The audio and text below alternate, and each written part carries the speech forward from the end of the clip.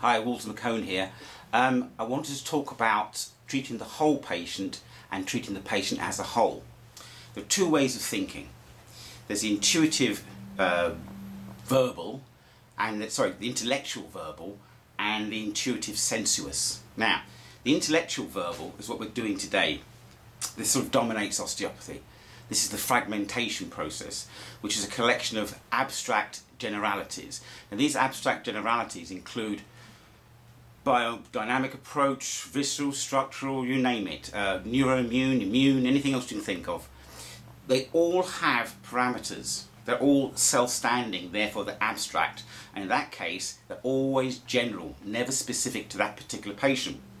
Which means you're treating the patient, you're treating the whole patient. You're not treating the patient as a whole. The intuitive sensuous is the bit that's missing. It's there, but it's really, really small.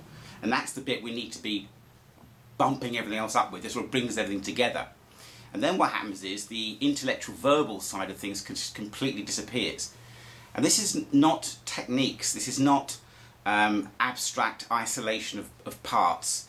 These are all limited when you have this abstract isolation of parts.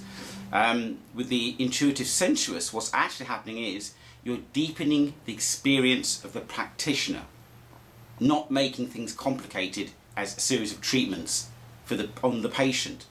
The intellectual verbal is patient-centered. The intuitive sensuous is practitioner-centered. We've got to start at the beginning. With the intuitive sensuous, you're treating the patient as a whole, not treating the whole patient with a collection of little tiny models. The intellectual verbal is very limited, and it's that limitation. You can only achieve with the intellectual verbal when you get to its limit, and then you've got to move on to something else, and it just keeps going on and on and on. For example, say you become aware of fluid motion.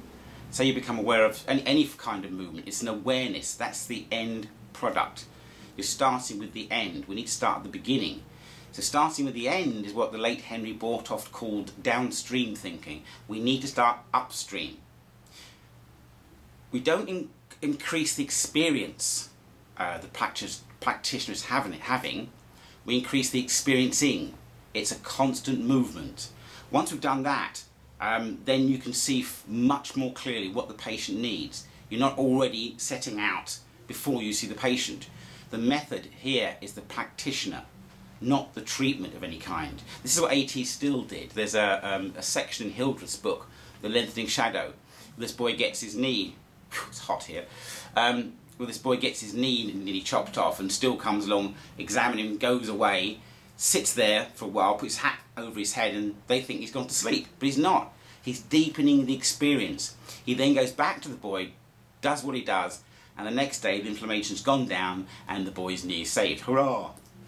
Anyway, that's what I'll be teaching next year in Holland. So the information will be down there. The information you need for going to their website to have a look. The intuitive sensuous is a method. It's not a theory, it's not a model, and it's not a concept. It's just a method. I hope that helps.